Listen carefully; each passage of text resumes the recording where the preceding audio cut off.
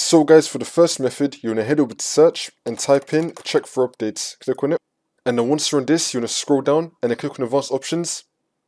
And then you want to turn this on. Receive updates for Microsoft products. Turn this on. Now we're going to go back to Windows Updates and then click on check for updates. Make sure your computer is fully up to date.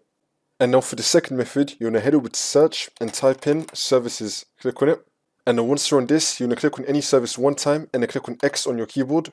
You want to make sure that all these Xbox services are running and are on automatic. You want to repeat what I'm about to show you for all the Xbox services. So now we're going to double click on the first Xbox service. You're going to double click on this. Make the startup type automatic and then click on start, which will then make the service status running and then click on OK. Repeat this for the second one.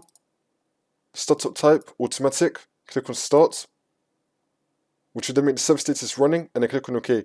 Repeat this for the other two ones here as well. Do it for all of them. And now for the next method, you want to head over to search and type in Xbox. You want to click on app settings. And then once you're on this, you want to scroll down and then click on terminate. Then you want to click on repair.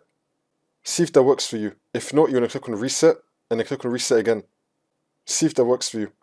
And now for the next method, you want to head over to search and type in date and time settings. Click on it. And then once you're on this, make sure you have your correct time zone selected. You have set time automatically turned on. Now you want to scroll down and then click on sync now.